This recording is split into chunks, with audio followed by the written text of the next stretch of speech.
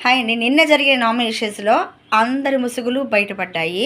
మర్యాద మనీష్, దమ్ము శ్రీజ, పవన్ మన కళ్యాణ్ గురించి చెప్పిన పాయింట్స్ అయితే స్ట్రెయిట్ ఫార్వర్డ్‌గా ఉన్నాయి.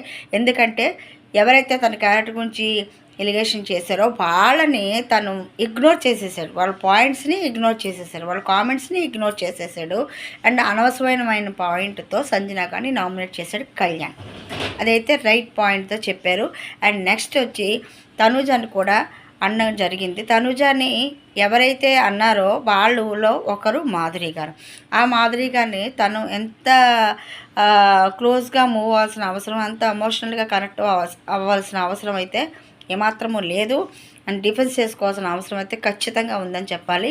అండ్ నెక్స్ట్ వచ్చేసి నిఖిల్ గారు తనుజని నిఖిల్ గారికి ఇచ్చినప్పుడు నామినేషన్ ఇది ఇచ్చినప్పుడు తనుజాని నామినేట్ చేశారు. And that point is not right. నా ఒపీనియన్లో తను బెగ్ చేసుకుంది. సో నేను ఆడపిల్లని కదా నాకు ఇవ్వరా అని తను బెగ్ చేసుకుంది అని అన్నప్పుడు ఆడవాళ్ళు కూడా విన్ అవ్వాలని ఉద్దేశంతో నాకు ఇవ్వరా అని అడిగింది తప్ప. అండ్ దట్ తను కూడా చాలాసార్లు తనకు హెల్ప్ చేసింది కాబట్టి ఇమాన్యుయల్కి సో అడుగుండొచ్చు. అందులో తప్పేం లేదు. అది అడుక్కోవడం ఏం కాదు. ఎందుకంటే అందరూ అందులో ఒకళ్ళనొకళ్ళు ఏదో ఒకటి అడుగుతూనే ఉన్నారు. ఇట్స్ నాట్ బెగ్గింగ్, ఇట్స్ రిక్వెస్ట్కి బెగ్గింగ్కి చాలా డిఫరెన్స్ ఉంది. సో అది కొంచెం నాకు రాంగ్ వే అనిపించింది. అది వెరీ స్మాల్ పాయింట్ అని కూడా నాకు అనిపించింది. ఆ పాయింట్ మీద నామినేట్ చేయడం అనేది అంత కరెక్ట్ కాదని కూడా నాకు అనిపించింది. So she is fighting in her style. తన స్ట్రాటజీలో తను గేమ్ ఆడుతుంది. తనుజ కరెక్ట్గా నాకు అనిపించింది. అండ్ ఇమ్మాన్యుయల్ కూడా తన స్ట్రాటజీని మార్చుకుంటున్నాడు. అవసరానికి తగ్గట్టు అనుకూలంగా మార్చుకుంటూ ఉన్నాడు. ఎవరు రైటు ఎవరు రాంగు ఇమ్మాన్యుయల్ వర్సెస్ తనుజ అనుకుంటే కనుక ఎవరు రైటు ఎవరు రాంగో చెప్పడం అయితే కష్టమే కొంచెం.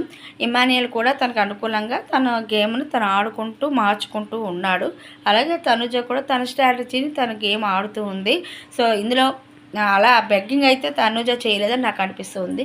అండ్ రిక్వెస్ట్ చేయడంలో తప్పలేదు. మనం గెలవడానికి రిక్వెస్ట్ చేయొచ్చు, ఆర్డర్ చేయొచ్చు, గొడవ పెట్టుకోవచ్చు అండ్ దొంగతనాలు కూడా చేయొచ్చు. కాబట్టి ఎవరు ఎలా గెలిచినా గెలవడం అనేది ముఖ్యం. కాబట్టి ఏ వేలో అయినా ట్రై చేయొచ్చు, తప్పు ఏమీ లేదని నాకు అనిపించింది. సో నిఖిల్ గారి పాయింట్ అయితే కరెక్ట్గా లేదనిపించింది. అండ్ నిఖిల్ గారు కనిపించడం లేదు అని చెప్పింది దమ్ము శ్రీజ తప్పు లేదని నాకు అనిపించింది. నిఖిల్ గారు అయితే కనిపించడం లేదంటే ఆయన వర్షన్ ఆయన చూపించడం లేదు గేమ్లో. ఇగ్నోర్గా ఒక మూల చీపురు కట్ల పడున్నంత మాత్రాన గేమ్ ఆడుతున్నట్టు కాదు కదా. సో మీలాగా అమ్మాయిలతో తిరగాల లేకపోతే ఇంకేదో అనాలా అన్నది ఇంకోటి కూడా పాయింట్అవుట్ చేశారు ఆయన.